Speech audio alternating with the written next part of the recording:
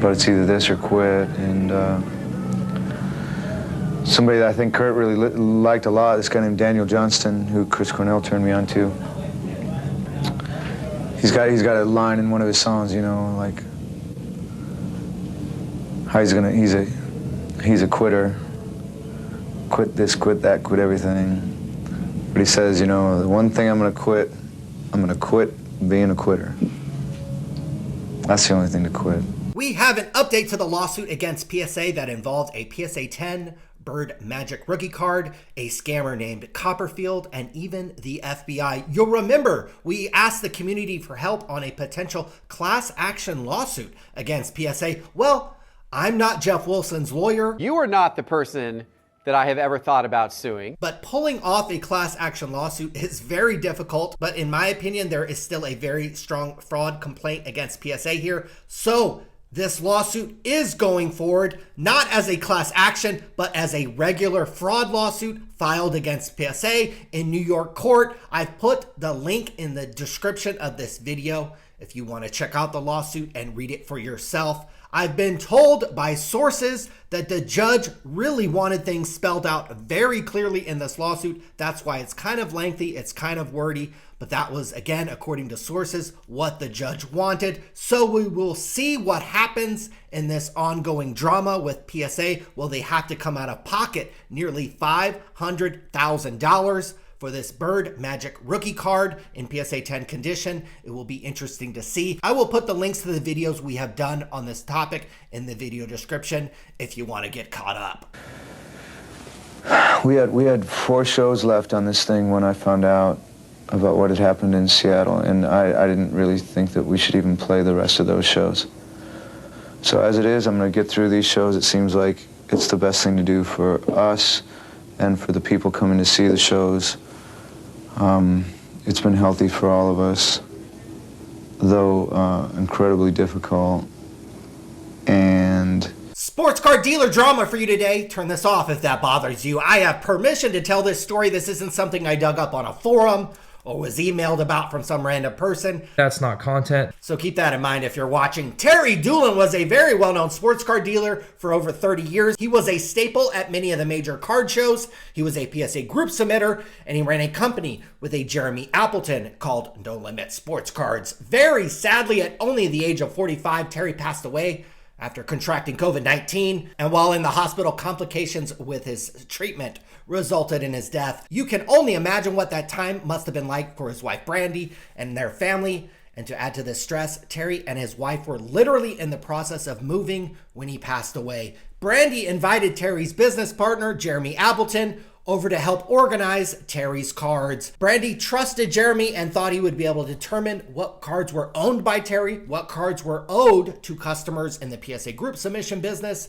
and what cards were owned by their shared company of No Limit Sports Cards. Jeremy took possession of all the cards that belonged to Terry, and the plan was to go through them with Brandy at a later date. But 4 days later, Jeremy set up an LLC for the No Limit business under his own name without telling anyone about it. In the days after the funeral, Brandy kept trying to contact Jeremy about setting up a time to go through all the cards, and Jeremy said it was too hard emotionally to do this, but it wasn't too hard for him to set up an LLC. 2 weeks after the funeral at a card show in Tennessee, Jeremy gave a small 2-row box of cards to Brandy, claiming this was the half of cards that she was owed. The problem is the cards Jeremy gave Brandy were mostly modern cards that Terry wouldn't have owned, and the cards were comped at very high prices. For example, one of the cards was this Mbappe card that Jeremy said was worth $4,000. This card sells for less than $100 on eBay. Here is a Kobe Bryant card that Jeremy also claimed was worth $4,000, and in reality, this card is worth around $200. So at this point, Brandy is feeling screwed over by Jeremy, and she communicates to him several more times saying they need to sit down and go through all the cards together, figure out what can be divided up. But instead of meeting up to divide the cards, what Jeremy did was drop up a box of cards that he now claimed was the absolute rest of the inventory she was owed. But again, something wasn't right. Terry collected cards for over 30 years. He had a lot of nice cards, mostly vintage, mostly in PSA slabs. But what was dropped off And these are Brandy's words, so please don't get mad at me. She said, quote, he dropped off a bunch of SGC bullshit cards that we all know wouldn't have been something that Terry would have invested a lot of time or money in. So at this point, Brandy is super mad. It's been 2 months since her husband passed away, and she feels like she is getting the runaround from her husband's former business partner, Jeremy Appleton. Brandy then decides to get a digital forensic investigation conducted on her husband's phone to hopefully find out more information about the sports card business. In her husband's phone were organized pictures of every PSA group submission.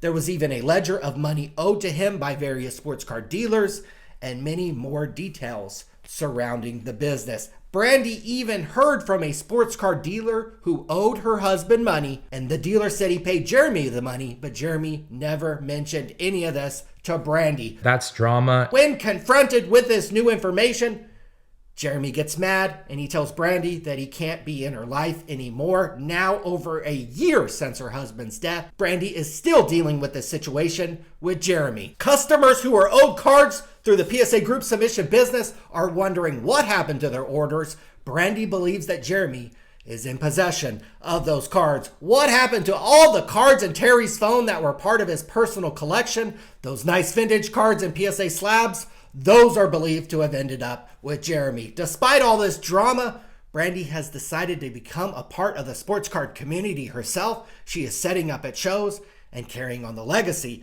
of her husband. It has created some awkward moments at card shows recently. Brandy says she's received death threats and is blacklisted from people and dealers in the community who are close with Jeremy. Brandy has started dating another well-known sports card dealer, and that has also added to the tension within this small circle of dealers. So we have a very complicated situation here that still has not been fully resolved. It would be easy to sit here and play Monday morning quarterback. Why wasn't there a detailed will or an LLC already set up for this business? I can sit here and say most people at the age of 45 don't have their life buttoned up in case they die. That's just the reality. In the situation here with Terry, you don't plan on dying at age 45. Your only hope is the people left in your life can get things sorted out. So we have a complicated situation on our hands. Terry died a year and a half ago, so I can see why at this point Brandy is frustrated and feels like she got screwed over. I'm sure if we talked to Jeremy, he would have his own version of events and his own side of the story. Perhaps he feels like he's done everything he can to honor what was owed to Terry's family. That's something he has to actually answer for himself. Certainly not to me. The good news in all of this is that Brandy is still going to card shows. She's still setting up as a dealer. Her son attends many of these shows with her, so I think it's great that she keeps going. No matter what happens in life, you just pick yourself up and you just keep going. Everybody watching this video has an opportunity to just keep going in life. And we're going to keep going here at Sports Card Radio. We'll see what happens with these card dealers. But until next time, see you later.